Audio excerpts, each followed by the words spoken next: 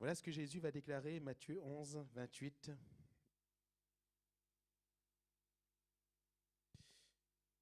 Venez à moi, vous tous qui êtes fatigués et chargés, et je vous donnerai du repos. Prenez mon joug sur vous et recevez mes instructions, car je suis doux et humble de cœur, et vous trouverez du repos pour vos âmes, car mon joug est doux et mon fardeau léger. Amen. Gloire à Dieu. Jésus s'adresse aux hommes. Jésus s'adresse à tous les hommes. La parole de Christ s'adresse à toute créature, à tout homme, à toute femme créée à l'image de Dieu, à sa ressemblance à la base. Parce que Dieu nous aime. Dieu nous a tellement aimés qu'il ne se plaît pas et qu'il ne se plaira jamais à nous voir sous des fardeaux. Il ne se plaira jamais à nous voir crouler sous la conséquence du péché qui est la mort, la maladie et tout ce qui entraîne chez nous cette déchéance. Dieu nous aime. Et Jean va déclarer ceci, que Dieu a tant aimé le monde. Mon frère, ma sœur, cher ami, il m'a tant aimé, il t'a tant aimé. Il nous a tellement aimés qu'il nous a donné Jésus. Et Jésus n'est autre que la parole faite chair. C'est pour cela que ce même Jean, dans le livre de l'Apocalypse, va dire que celui qui a des oreilles pour entendre, qu'il entende ce que le Saint-Esprit dit, ce que l'Esprit dit. Et si ce soir, nous voulons entendre la parole de Dieu, chers amis, c'est Dieu que nous trouvons. Si nous voulons entendre la parole de Christ, c'est Christ lui-même que nous trouvons. Car Jésus est la parole. Dans une bibliothèque, il peut y avoir tellement de livres, tellement d'écrits. On peut connaître tellement d'histoires, tellement de contes, tellement aussi de vérités, tellement de journaux. Mais la Bible n'est pas un livre seulement écrit. La Bible, ce sont les Écritures inspirées de Dieu et utiles pour chacun de nous. Et au travers des Écritures inspirées de Dieu, Christ se révèle. Alléluia. Christ se révèle. Et Christ veut se révéler à chacun de nous. Ce n'est pas la parole de Dieu qui sauve en soi, mais c'est la révélation de la parole de Dieu. Le psalmiste va déclarer: la révélation de tes paroles m'éclaire. La révélation de tes paroles est claire. Et ces paroles rendent sage l'ignorant. Quelle est la révélation qui nous est faite ici ce soir? Jésus qui parle et qui dit: venez à moi. Alléluia. Et mes chers amis, si la parole de Dieu s'adresse à tous, si la parole de Christ s'adresse à tous, Jésus nous invite tous. Je ne sais pas ce pourquoi nous sommes venus ce soir, les uns et les autres. Certainement, on a des raisons différentes. Mais tous, Jésus nous invite. Jésus t'invite. Jésus m'invite. Tous. Si quelqu'un est là pour la première fois ce soir, Jésus l'invite. Si quelqu'un est là pour les premières fois ce soir, l'une des premières fois, Jésus l'invite. Si quelqu'un est là pour une énième fois ce soir, Jésus l'invite.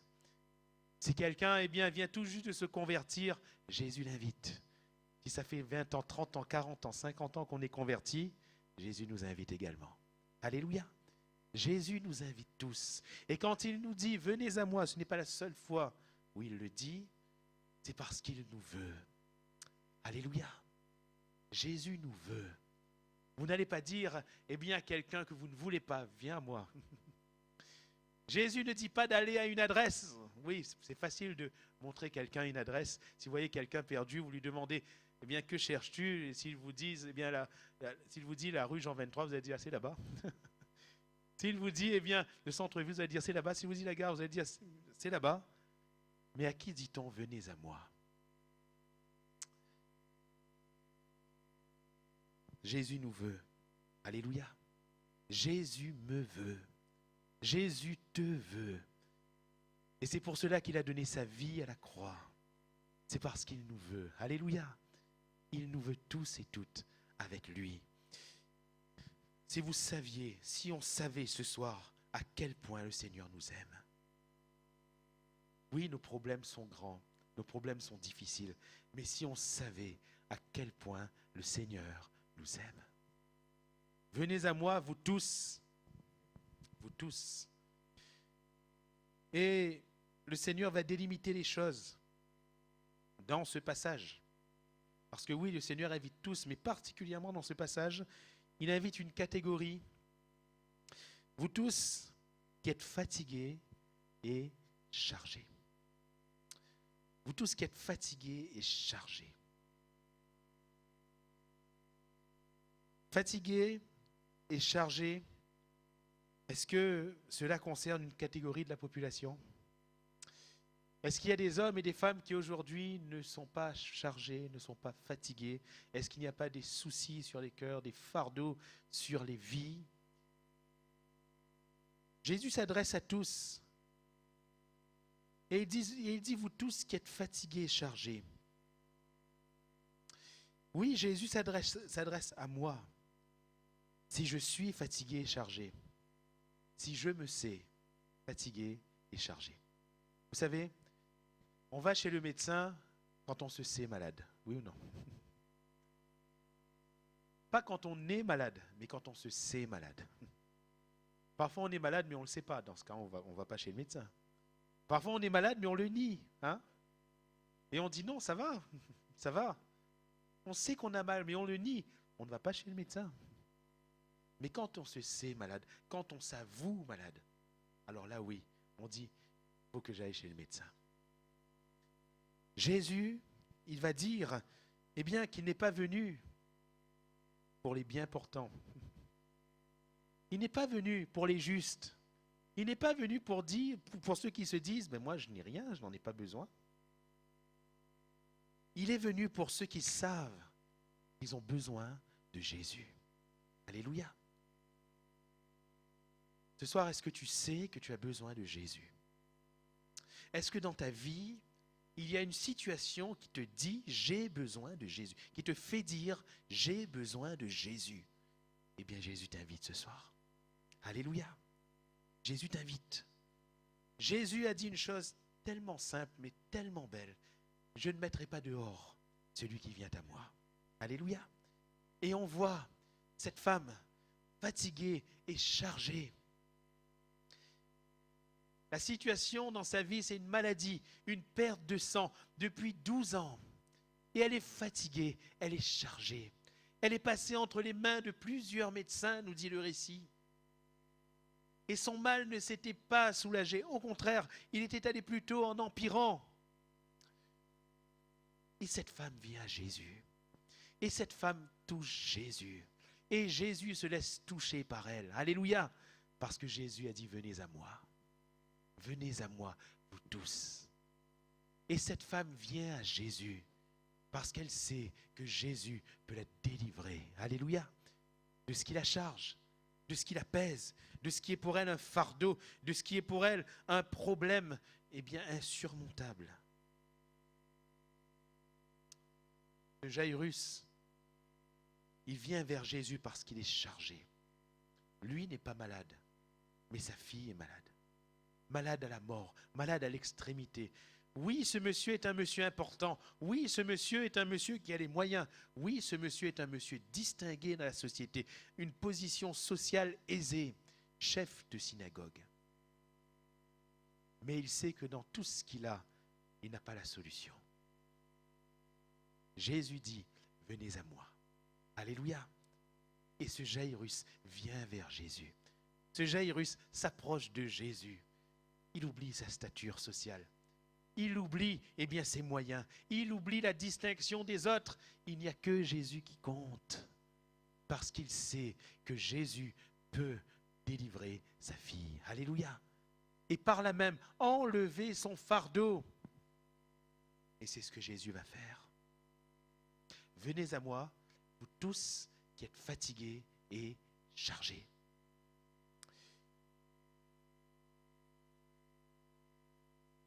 Marthe et Marie vont envoyer chercher Jésus parce qu'elles ont aussi un fardeau. Quelque chose qui pèse leur cœur, un problème, une difficulté. Leur frère est malade à la mort. Lazare.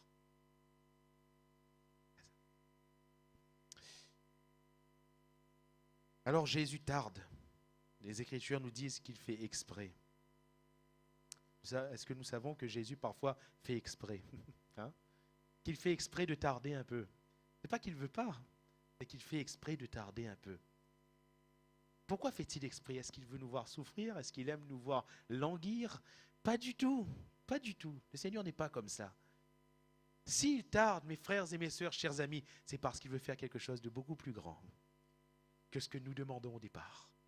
C'est parce qu'il veut faire éclater sa gloire d'une manière encore plus grande. Et Jésus tarde. Jésus attend. Il attend quelques instants. Et puis, il va au moment où il faut aller. Parce que Jésus agit toujours au moment où il faut agir. Et il arrive dans ce lieu. Ce n'est plus un lieu de maladie, c'est un lieu de deuil. Parce que Lazare est mort. Lazare est mort. Si tu eusses été ici, mon frère ne serait pas mort. Jésus va dire, je suis la résurrection et la vie. Celui qui vit et croit en moi ne mourra jamais quand bien même il serait mort. Crois-tu cela? Crois-tu cela? Si tu crois, enlève la pierre. Lazare sort. Le mort est sorti. Alléluia. Déliez-le, laissez-le aller. Venez à moi. Alléluia. Venez à moi, vous tous qui êtes fatigués et chargés. Et ce soir, j'aimerais mettre l'accent vraiment, non pas sur la cause de la charge, mais sur la charge elle-même. Parce que, quelle que soit la situation, maladie, peut-être que quelqu'un est là à cause d'une maladie. Que ce soit pour une autre personne qui est malade, peut-être que quelqu'un est là ce soir pour une autre personne et la situation vous pèse. Que ce soit, eh bien, à cause d'un deuil, peut-être qu'il y a un deuil de votre cœur que vous n'avez jamais pu effacer. Mais c'est la charge, c'est le fardeau que représentent ces situations qui sont réellement problématiques. Jésus, il dit quoi? Venez à moi, vous tous qui êtes fatigués et chargés. Il ne dit pas, amenez-moi vos situations. Il dit, vous venez. Alléluia. Parce que le Seigneur veut dégager notre cœur. Le Seigneur veut enlever tout fardeau de notre cœur. Le Seigneur veut enlever toute fatigue de notre cœur. Venez à moi, vous tous qui êtes fatigués et chargés, et je vous donnerai du repos. Alléluia. Le repos que le Seigneur veut donner n'est pas un repos pour notre vie d'ici-bas, parce qu'il y aura encore d'autres difficultés. Le Seigneur peut nous guérir d'une maladie ce soir, il y a encore d'autres difficultés. Le Seigneur peut solutionner un problème, il y a encore d'autres problèmes. Mais le Seigneur veut mettre son repos dans notre cœur. Et quand le repos du Seigneur est dans notre cœur, il n'y a plus rien qui peut venir troubler. Alléluia. C'est ce qu'il y a de plus précieux. La vie éternelle, c'est le repos du cœur. La vie éternelle, la vie de Dieu, c'est la paix de l'âme. Et c'est ce que Jésus veut nous donner. C'est ce que Jésus veut nous donner. Le Seigneur, à chaque fois qu'il a agi, les Écritures nous montrent qu'il a agi dans telle ou telle situation, dans le but de se révéler comme celui qui donne le repos au cœur. Cette femme à la perte de sang, quand elle a été guérie de sa perte de sang, Jésus lui a dit, ma fille, va en paix. Alléluia. Va en paix. Ce n'est pas pour faire plaisir à la femme. Non, parce que Jésus lui avait donné la paix. Amen. Jésus lui avait donné la paix. Quand il dit à Jairus, ne crains pas, c'est parce qu'il y a de la crainte dans le cœur de cet homme. C'est parce qu'il y a un désespoir soudain. Ta fille est morte, n'importune plus le maître. Jésus veut agir sur son cœur. Ne crains pas, crois seulement. Quand, Marc lui dit, si tu avais été ici, mon frère ne serait pas mort. Il y a là quelque chose dans son cœur, bien-aimé. Et Jésus veut lui donner le repos. Alléluia. En lui disant, je suis la résurrection et la vie. Ton frère va ressusciter. C'est sur son cœur que Jésus veut agir. Est-ce que tu veux comprendre ce soir que le Seigneur veut agir sur ton cœur? Que le Seigneur veut agir sur mon cœur. Venez à moi, vous tous qui êtes fatigués, chargés. Le Seigneur appelle nos cœurs. Même si cet appel se fait par une voix cassée, le Seigneur appelle quand même nos cœurs. Il appelle quand même nos cœurs. Et que dit-il? Où trouvons-nous le repos, bien-aimés? Où trouvons-nous le repos?